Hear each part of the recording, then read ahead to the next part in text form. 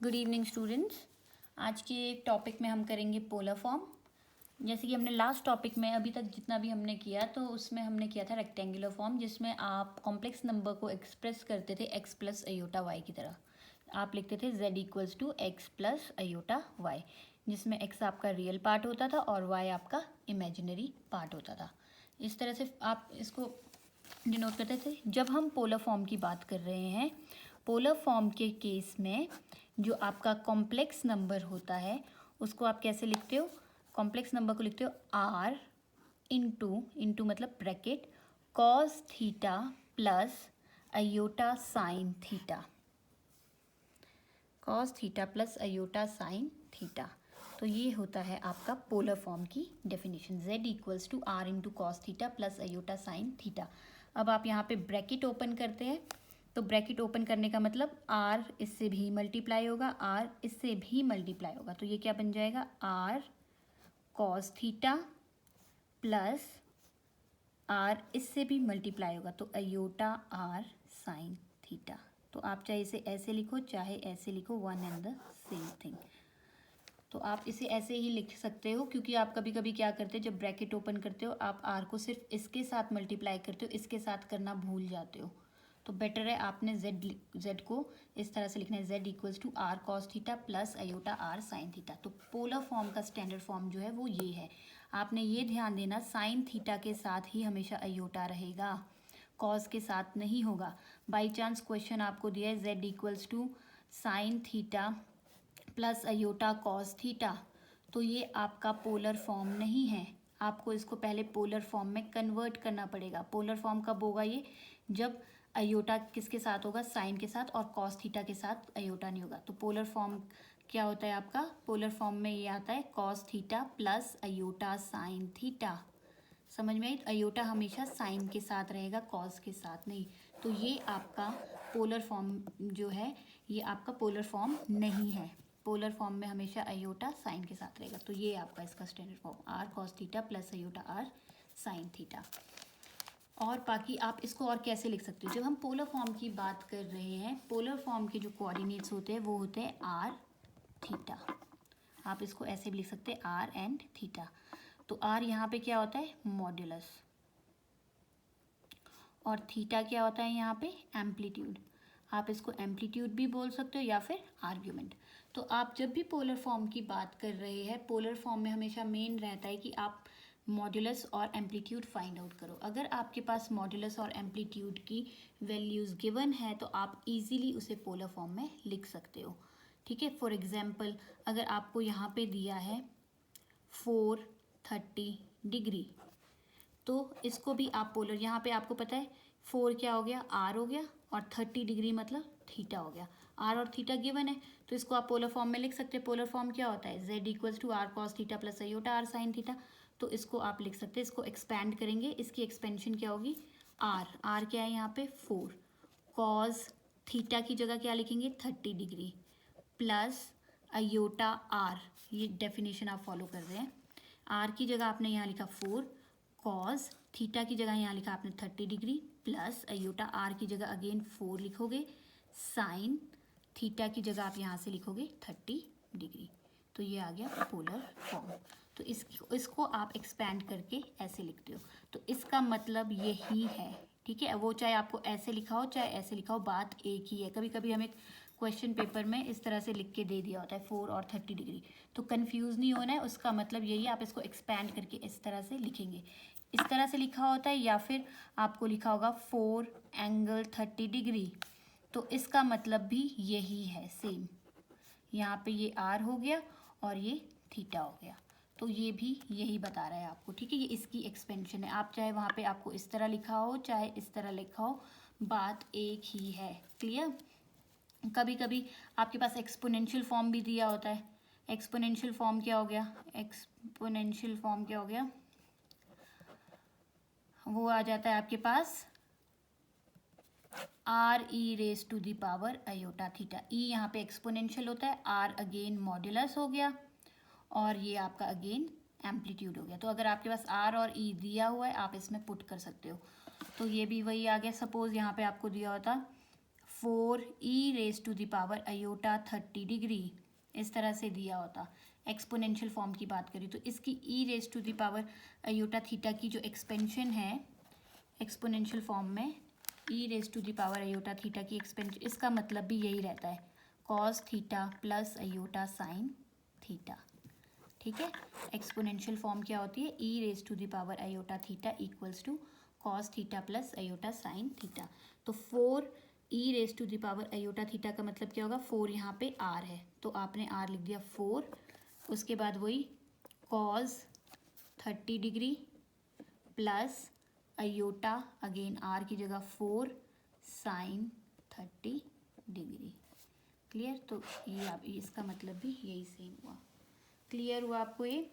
और अगर यहाँ पे r होता re⁻θ तो यहाँ पे भी r आना था, यहाँ पे भी r आना था। इस केस में यहाँ पे r कितना था 1, इसलिए पहले हमने लिखा नहीं था। क्लियर हुआ। तो ये सारी एक्सपेंशंस हैं, तो ये सब पोलर फॉर्म ही है। ये चाहे ऐसे लिखा हो चाहे ऐसे लिखा हो, एक ही बात है। पेपर में कंफ्यूज नहीं होना इसको देख के। उसी तरह हमें यहाँ पे इसके दो रिजल्ट्स आ जाते हैं। जब आपके दो कॉम्प्लेक्स नंबर मल्टीप्लाई कर रहे हैं या फिर डिवाइड कर रहे हैं, तो उस केस में आप क्या करते हो, जैसे आपके पास है यहाँ पे एक कॉम्प्लेक्स नंबर दिया है आपके पास r1 cos θ1 plus iota sine θ1, और एक z2 दिया हुआ है r2 cos θ2 plus iota sign θ2।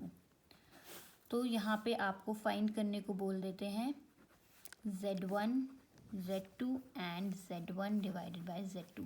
तो ये आपके दो रिजल्ट्स हैं जो मैं भी आपको बताऊंगी। अब इस केस में आप z1 z2 कैसे लिखते हैं, z1 multiply by z2।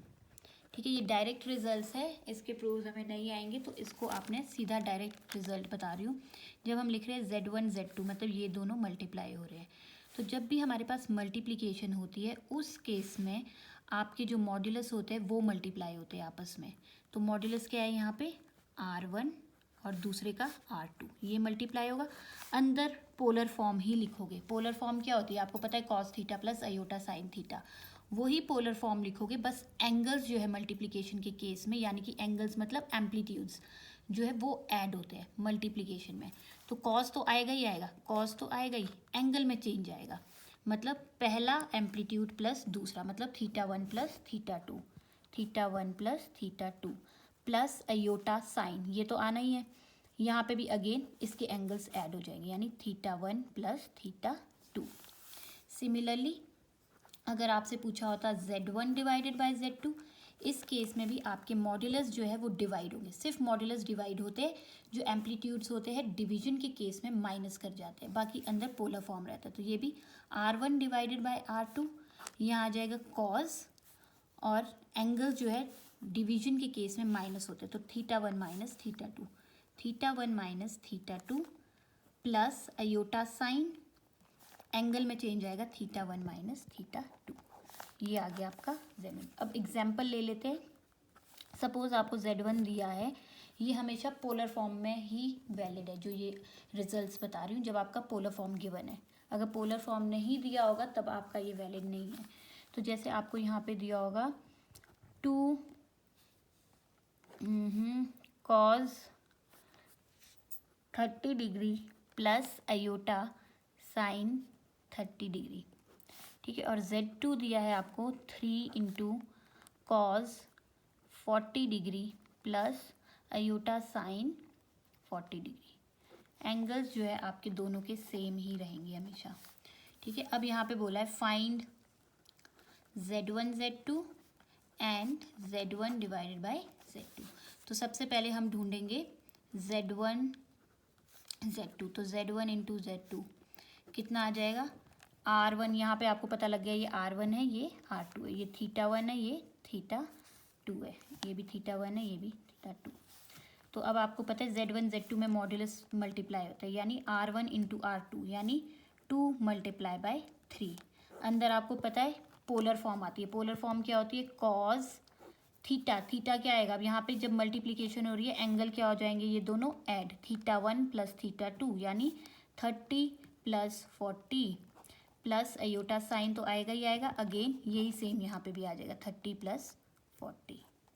Clear? तो ये आ गया इक्वल्स टू 2 × 3 6 कॉस 30 + 40 कितना हो गया 70 degree plus iota sign 70 degree. ये आपका आंसर। उसी तरह Z1 / Z2 ढूंढने को आ गया तो वो कितना हो जाएगा 2 / 3 R1 / R3 और यहाँ पे वही फिर से कॉस और यहाँ पे प्लस अयोटा साइन। अब कॉस में एंगल क्या हो जाएगा 30 - 40, डिवीजन में माइनस होता है 30 - 40 और यहाँ पे भी 30 - 40।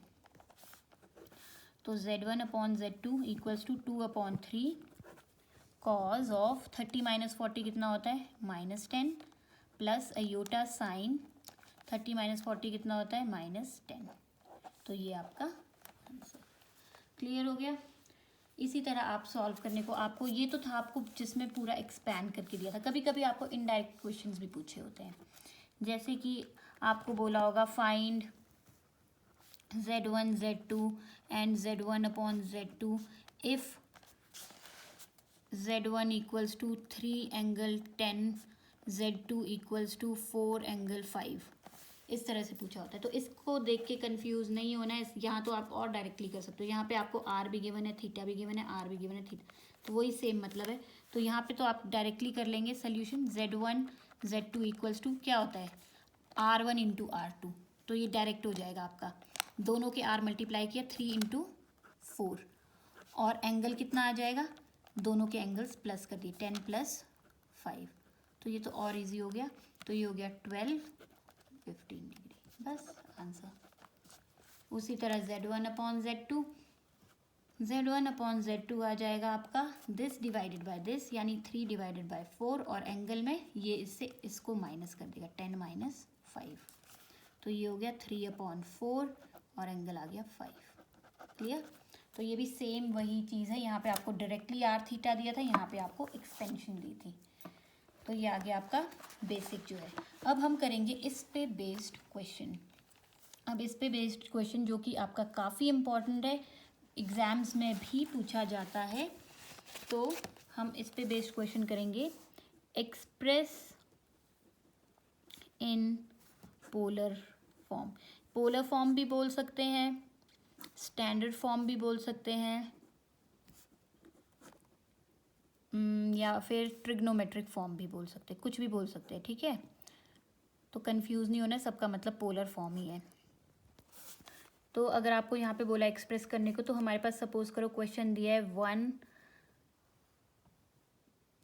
+ अयोटा, ठीक है। आपको क्वेश्चन दिया है 1 + अयोटा। अब आपको बोला है आपने इसको एक्सप्रेस करना है किसमें, पोलर फॉर्म में। तो इसके भी अपने स्टेप्स हैं, तो हम स्टेप वाइज करेंगे। अब आपको एक्सप्रेस इन पोलर फॉर्म बोला है, तो मतलब आपको इसको कन्वर्ट करना है किसमें, पोलर फॉर्म में। अब आपको देख के ही पता लग रहा है कि ये रेक्टेंगुलर फॉर्म है। कैसे पता लग रहा है, क्योंकि यहाँ थीटा तो है नहीं, एंगल तो कोई दिया नहीं है, तो ऑब्वियसली पोलर फॉर्म तो है नहीं, तो ये आपका रेक्टेंगुलर फॉर्म है। आपने रेक्टेंगुलर फॉर्म को किस में कन्वर्ट करना है, पोलर फॉर्म में। तो जब भी इस तरह का दिया होता है, तो पहला स्टेप आपका होगा हमेशा, जो भी आपने कन्वर्ट करना है उसको आप लिखेंगे 1 + अयोटा। अब 1 + अयोटा को किस में कन्वर्ट करना है, पोलर फॉर्म में, तो इसको equals to polar form. Polar form कितना होता है आपको डेफिनेशन पता है, R cos theta plus iota R sin theta, ठीक है। तो ये आपका फर्स्ट स्टेप, जो भी कन्वर्ट करना है उसको इक्वेट कर देते हैं पोलर फॉर्म से, वो हो जाती है आपकी इक्वेशन नंबर 1। जो भी क्वेश्चन है वो आपका रेक्टेंगुलर फॉर्म का स्टैंडर्ड फॉर्म में होनी चाहिए, उसको आप पोलर फॉर्म के बराबर इक्वेट कर देंगे। अब क्योंकि आप यहाँ पे इक्वल्स टू का साइन देख रहे हैं, तो सेकंड स्टेप क्या होगा, using equal property. Using equal property, equal property क्या होती है आपको इक्वेट करना पड़ेगा LHS का रियल पार्ट और RHS का रियल पार्ट, फिर LHS का इमेजिनरी पार्ट और RHS का इमेजिनरी पार्ट। तो LHS का रियल पार्ट क्या है 1 = RHS का रियल पार्ट क्या है R cos थीटा। तो ये आ गई आपकी इक्वेशन नंबर 2। उसी तरह इसका इमेजिनरी पार्ट अयोटा के साथ कुछ नहीं है, तो यानी यहाँ पे क्या है 1 = अयोटा वाली टर्म कौन सी है ये, तो यहाँ पे आ गया R sin थीटा। तो ये आ गया आपका इक्वेशन नंबर 3। क्लियर। तो ये आपका सेकंड स्टेप। फर्स्ट स्टेप क्या था, जब आप इक्वेट कर रहे हो। सेकंड स्टेप में बस आपने ये इक्वल्स टू देखते ही इक्वल प्रॉपर्टी अप्लाई कर दी। थर्ड स्टेप, क्योंकि हमें इसको एक्सप्रेस करना है पोलर फॉर्म में, तो मैं आपको पहले भी बता चुकी हूँ पोलर फॉर्म में इंपॉर्टेंट क्या होते हैं, आर एंड थीटा। तो मतलब आपको किसी भी तरह आर और थीटा की वैल्यू ढूंढनी है। एक बार आपको आर और थीटा की वैल्यू पता लग जाती है तो आप उसको आराम से ईजिली आप उसको पोलर फॉर्म में लिख सकते हो। तो थर्ड स्टेप में हम आर की वैल्यू फाइंड आउट करेंगे। तो आर कितना होता है, आपको पता है आर मॉड्यूलस है। मॉड्यूलस का फॉर्मूला क्या है, r equals to under root x square plus y square, यही लिखते हैं। तो r equals to under root x square, question में एक्स रियल पार्ट क्या है 1, तो 1 का स्क्वेयर प्लस वाई का स्क्वेयर, आई के साथ क्या है 1, तो यानी 1 का स्क्वेयर। तो ये आ गया 1 का स्क्वेयर इज़ 1, 1 का स्क्वेयर इज़ 1, तो r equals to 1 + 1 2 under root 2।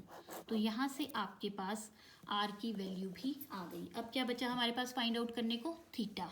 ठीक है, जो होता है यहीं से हमें देखना है, जिसमें भी कन्वर्ट करना है बस आपने ये देखना है क्या फाइंड आउट करना है। तो आर आपने फाइंड आउट कर लिया, अब थीटा। तो फोर्थ स्टेप में अब हम थीटा ढूंढेंगे। कैसे, जो आपने ये आर ढूंढा है उसको आप पुट करेंगे। Put r equals to under root 2 in equation 2 and equation 3। आप इसको पुट करेंगे इक्वेशन 2 और 3 में। तो दिस इम्प्लाइज इक्वेशन 2 क्या बन जाएगी, 1 इक्वल्स टू आर की जगह क्या लिखेंगे, अंडर रूट 2, और ये आ जाएगा कॉस थीटा। उसी तरह यहाँ पे 1 इक्वल्स टू आर की जगह अंडर रूट 2, ये आ गया साइन थीटा। अब यहाँ पे 4 से आप क्या फाइंड आउट करेंगे, एक कॉस थीटा की वैल्यू और दूसरी साइन थीटा की। तो यहाँ पे क्योंकि हमें कॉस थीटा की वैल्यू ढूंढनी है तो आप यहाँ पे सिर्फ कॉस थीटा ही लिखेंगे। एक्स्ट्रा क्या है यहाँ पे 1 अंडर रूट 2, अंडर रूट 2 इसके साथ क्या हो रहा है मल्टीप्लाई, इक्वल्स टू के इधर जाएगा तो 1 से क्या हो जाएगा डिवाइड, तो cos theta equals to 1 upon under root 2।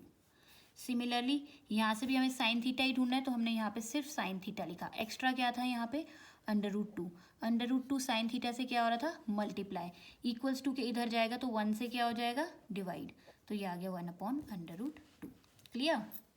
अब कॉज में 1 अपॉन अंडर रूट 2 कौन से एंगल पे आता है, 30 डिग्री, 45 डिग्री, 60 डिग्री, कौन से एंगल पे आता है, तो ये आता है आपका 45 डिग्री पे। और ये भी साइन में भी 1 अपॉन अंडर रूट 2 कब आता है 45 डिग्री, दोनों हमेशा सेम ही एंगल दिखाएंगे, तो ये आता है आपका 45 डिग्री पे। क्लियर। अब आपने क्या देखना है, अब हमें तो मेन किससे, हमें क्या कौन सी वैल्यू चाहिए, हमें तो थीटा की चाहिए। तो अब थीटा ढूंढने के लिए आपको देखना पड़ेगा कि कॉस थीटा और साइन थीटा कौन से क्वाड्रेंट में लाई करते हैं। क्वाड्रेंट्स, अब आपको मैंने क्वाड्रेंट्स पहले समझाया था। अब क्वाड्रेंट्स की बात जब हम करते हैं तो क्वाड्रेंट्स में क्या होता है, ये बस मैं आपको भी थोड़ा सा एक्सप्लेन कर रही हूँ। तो क्वाड्रेंट्स में क्या होता है, आपके पास यहाँ पे ये आ जाता है 0 से लेकर 90 डिग्री तक, 0 डिग्री से लेकर 90 डिग्री तक फर्स्ट क्वाड्रेंट होता है। मतलब कि फर्स्ट क्वाड्रेंट मतलब जितने भी 0 से ग्रेटर एंगल और 90 से लेस देन एंगल होंगे वो फर्स्ट क्वाड्रेंट में लाई करते हैं। 90 डिग्री को भी लिख सकते हो या फिर π/2, पाई का मतलब होता है 180, 180 को 2 से डिवाइड किया तो 90, तो चाहे 90 डिग्री लिखो चाहे 180। सेकेंड क्वाड्रेंट आपका लाई करता है 90 से 180 डिग्री के बीच तक, 180 लिखो चाहे पाई लिखो, मतलब 90 से ग्रेटर एंगल और 180 से लेस देन एंगल जो है सेकेंड क्वाड्रेंट में आएंगे। फिर 180 से 270 डिग्री या फिर आप इसे लिख सकते हैं 3π/2, 180 से 270 तक कहाँ पे लाई करते हैं थर्ड क्वाड्रेंट में, मतलब थर्ड क्वाड्रेंट का लीस्ट एंगल है 180, हाईएस्ट है 270। 270 से 360 डिग्री तक या फिर 2π भी बोल सकते हो, ये आ जाता है फोर्थ क्वाड्रेंट। क्लियर। तो आपने ये ध्यान देना है, फर्स्ट क्वाड्रेंट में 0 से 90 डिग्री तक के एंगल आते हैं, सेकंड क्वाड्रेंट में 90 से 180 तक के आते हैं, थर्ड में 180 टू 270 तक आते हैं और फोर्थ में आते हैं 270 टू 360। उसके बाद आपने ध्यान देना है यहाँ पे आफ्टर का A, स्कूल का S, 2 का T, कॉलेज का C, after school to college. Clear. First quadrant में सारे के सारे ट्रिग्नोमेट्रिक फंक्शंस जो होते हैं वो क्या होते हैं पॉजिटिव, ये सारे पॉजिटिव होते हैं। ट्रिग्नोमेट्रिक फंक्शंस कितने होते हैं? आगे 6 होते हैं, sine theta, cos theta, cosecant theta, cot theta, tangent theta, ये सारे के सारे यहाँ पे पॉजिटिव रहेंगे। फर्स्ट क्वाड्रेंट में कुछ भी हो जाए सारे के सारे पॉजिटिव रहेंगे। सेकंड क्वाड्रेंट में एस है, एस से कौन सा ट्रिग्नोमेट्रिक फंक्शन आ गया? साइन। तो यहाँ पे साइन थीटा, और साइन थीटा का रेसिप्रोकल क्या है आपका? Cosecant theta. तो यहाँ पे साइन थीटा और कोसिकेंट थीटा जो है आपका पॉजिटिव रहता है।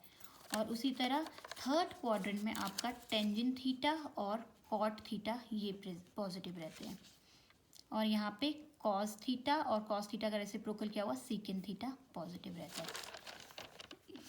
ठीक है, यहाँ पे फोर्थ क्वाड्रेंट में तो ये आपको ध्यान रखना है। सेकंड क्वाड्रेंट में साइन और कोसिकेंट रहता है पॉजिटिव, बाकी सारे ट्रिग्नोमेट्रिक फंक्शंस यहाँ पे नेगेटिव रहेंगे। इस वाले में टेन और कॉट पॉजिटिव रहेगा, बाकी सारे नेगेटिव। यहाँ पे कॉस और सीकेंट पॉजिटिव रहेगा, बाकी सारे नेगेटिव। उसी तरह जब आप कह रहे हो 0 प्लस थीटा, मतलब 0 में कोई भी एंगल प्लस करोगे, थीटा कुछ भी हो सकता है, 30 डिग्री, 20 डिग्री, 45 डिग्री, कुछ भी। तो 0 में कोई भी एंगल आप ऐड करोगे वो कहाँ लाई करेगा? फर्स्ट क्वाड्रेंट में। ठीक है, और उसी तरह 90 से कोई भी एंगल आप माइनस करोगे, 90 से कुछ भी माइनस करोगे वो 90 से कम आएगी वैल्यू, 90 से कम आएगी वैल्यू। तो 90 से कम वाली वैल्यूज कहाँ लाई कर रही है? फर्स्ट क्वाड्रेंट में। तो वो अगेन फर्स्ट क्वाड्रेंट में लाई करेगा। फिर 90 में कुछ ऐड कर रहे हो तो मतलब 90 से ज़्यादा वाली वैल्यूज आ रही है, 90 से ज़्यादा वाली वैल्यू कहाँ लाई करेगी? सेकेंड क्वाड्रेंट में। उसी तरह 180 इसका मैक्सिमम एंगल है, 180 से कुछ माइनस करोगे तो 180 से कम आएगी, 180 से कम वाली अगेन सेकेंड क्वाड्रेंट। 180 में कुछ ऐड करोगे तो वो थर्ड क्वाड्रेंट। 270 से कुछ माइनस करोगे अगेन थर्ड क्वाड्रेंट। 270 से कुछ ऐड करोगे तो फोर्थ। उसी तरह 360 से कुछ माइनस करोगे तो फोर्थ क्वाड्रेंट। ठीक है, तो ये आपके आ जाते हैं सारी वैल्यूज़। तो अब आपने बस ये, मैंने बस आपको थोड़ा सा एक्सप्लेन करना था। तो इसी में अब आपने यहाँ पे ध्यान देना है कि जब आपके पास कॉस थीटा है, इसका एंगल यहाँ पे पॉजिटिव है, कोई साइन नहीं है, तो मतलब ये क्या है? प्लस का साइन। साइन थीटा के यहाँ पे भी कोई साइन नहीं, मतलब प्लस का साइन। तो कॉस थीटा और साइन थीटा दोनों पॉजिटिव है। कॉस थीटा और साइन थीटा इनमें से कौन से चारों क्वाड्रेंट में से किस क्वाड्रेंट में पॉजिटिव होते हैं? First quadrant, second quadrant, third quadrant, fourth quadrant. First quadrant में आपको पता है सारे के सारे ट्रिग्नोमेट्रिक फंक्शंस आपके पॉजिटिव रहते हैं। तो कॉस और साइन जो है फर्स्ट में दोनों पॉजिटिव है। सेकंड में अगर साइन पॉजिटिव है तो कॉस पॉजिटिव नहीं है। आपको पता है ना, साइन और कोसिकेंट है यहाँ पॉजिटिव, साइन नेगेटिव है। यहाँ पे तो दोनों ही नेगेटिव है। यहाँ पे अगर कॉस पॉजिटिव है तो साइन नहीं है। तो मतलब आपका जो ये एंगल है कहाँ लाई कर रहा है? फर्स्ट क्वाड्रेंट में। अगर फर्स्ट क्वाड्रेंट में लाई कर रहा है तो 45 डिग्री जो आपने यहाँ पे ढूंढा हुआ है वो फर्स्ट क्वाड्रेंट में लाई करता है ये एंगल? 45 डिग्री फर्स्ट क्वाड्रेंट में होता है।